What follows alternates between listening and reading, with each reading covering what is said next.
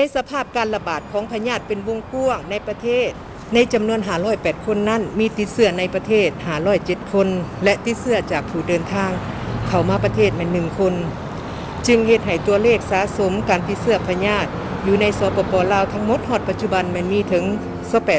28,540 คน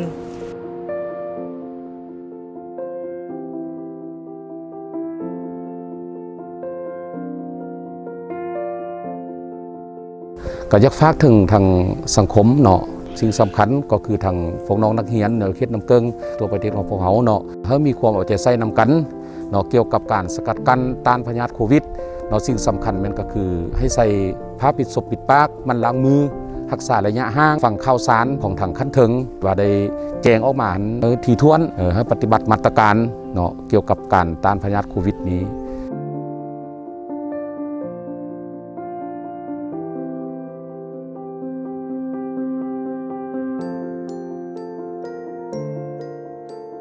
ในนามสาธารณสุขได้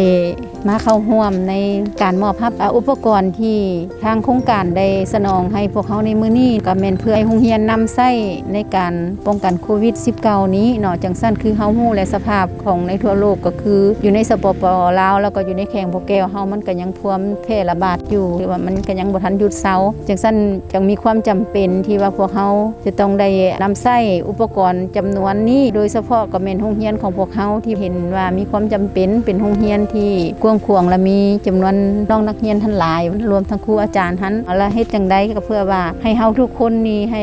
รอดพ้นจากพยาธิโควิด -19 นี้ทุกสิ่งทุกอย่างที่เฮาจับเฮาบายแล้วก่อนเฮาสิบายตาบายหูบายปากเฮาก็ต้องได้ล้างมือก่อนทุกครั้งว่าซั่นๆเอาตัวนี้มันก็ต้องให้เพิ่มในจุดนี้ขึ้นถือว่าแม่นการดำรงชีวิตแบบใหม่ของเฮาในการป้องกันโควิด -19 หันเนาะคันถ้าว่าน้องนักเรียนเฮาหรือว่าทางครูอาจารย์เฮาอยู่ในของเขตปฏิบัติได้อยู่ในแผนนั้นไวนิวทั้ง3อย่างเฮานี่ก็คิดว่าแม่นการติดเชื้อของพวกเฮาเปอร์เซ็นต์มันก็บ่สูงซั่นก็จะขอความร่วมมือขอความเรียกร้องจากอาจารย์เนาะที่ว่าให้ปลูกจิตสำนึกให้น้องนักเรียนเฮาได้จัดตั้งปฏิบัติในจุดนี้เนาะ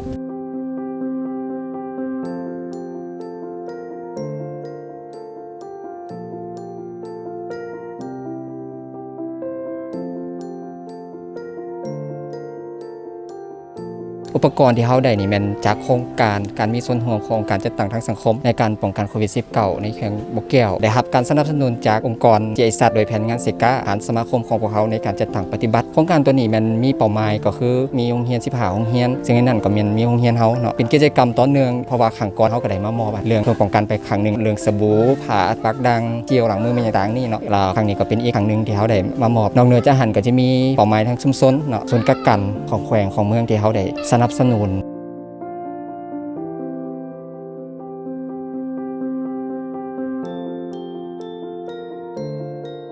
ในนามสมาคมเองก็ถือว่าขอฝาก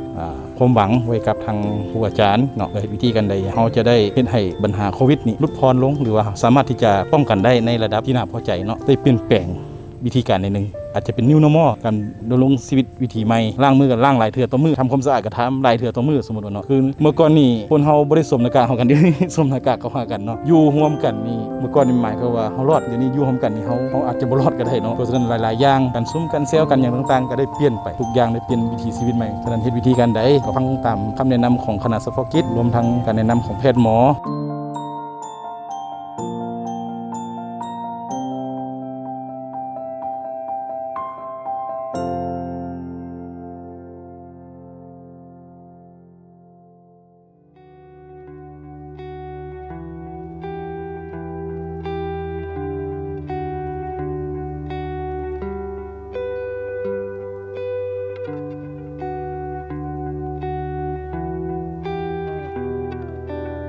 ก็แสดงความขอบอกขอบใจนำโครงการที่ให้การช่วยเหลืออุปกรณ์ในการต้านโควิดสำหรับอุปกรณ์ป้องกันโควิดที่หลายๆโรงเรียนได้รับนี้สมาคมเพิ่นก็ได้ญาติแยงจากโครงการลงมาช่วยมีหลายๆอย่างบ่ว่าจะเป็นผ้าปิดปากดังสบู่เจลล้างมืออ่างล้างมือโปสเตอร์แนะนำวิธีการป้องกันโควิดซึ่งอุปกรณ์เหล่านี้มันก็เป็น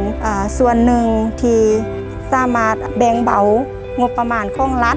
มีอยู่15โรงเรียนที่ได้รับอยู่ในมูลค่าที่ค่อนข้างสูงสมควรเนาะยินดีแล้วก็ดีใจแล้วเนาะที่ทางโครงการเพิ่นได้ให้การช่วยเหลือสนับสนุนหวังอย่างยิ่งว่าจะมีโตไปเรื่อยๆเจ้า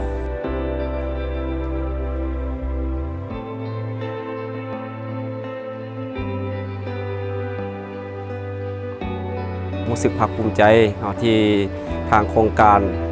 ได้มาช่วยเหลืออุปกรณ์จำนวนหนึ่งที่ให้กับบรรดาน้องๆนักเรียนและครูอาจารย์เครื่องดังกล่าวที่ทางโรงเรียนได้รับไปนั้นข้าพเจ้าพร้อมด้วยน้องนักเรียนทุกคนจะเอาไปนำใช้ให้มันเกิดมากออกผลให้กับสมราคาทางโครงการเพิ่นที่ว่าได้ช่วยเหลือโรงเรียนมศทงที่จันทร์เพื่อเฮาก็ขอขอบใจทางโครงการ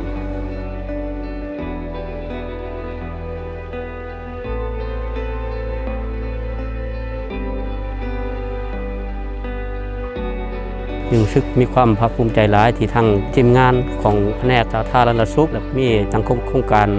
ส่งเสริมสุขภาพครอบครัวที่ได้นำอุปกรณ์จำนวนหนึ่งมาช่วยเหลือทางโรงเรียนอาจจะเป็นเจลล้างมืออ่างล้างมือและมีสบู่มีผ้าปิดปากปิดดังแล้วก็มีเครื่องวัดแทกอุณหภูมิที่ว่าทันสมัยที่สุดอันเป็นการขอบกับใจทางโรงเรียนจะได้เห็นความสำคัญมันก็เป็นการลดพรรายจ่ายของโรงเรียนเฮาบ่แม่นน้อยๆทั้งที่เฮาสิซื้อสบู่เฮาก็บ่ได้ซื้อเฮาก็เป็นเฮาก็ได้ประหยัดไว้ทั้งที่เฮาสิสร้างอ่างล้างมือเดี๋ยวเฮาก็บ่ได้สร้างทางโครงการก็มาช่วยเหลือมันมีผ้าปิดปากและมีความจำเป็นที่สุดให้ทางโรงเรียนเฮาจะต้องได้ให้นักเรียนสวมใส่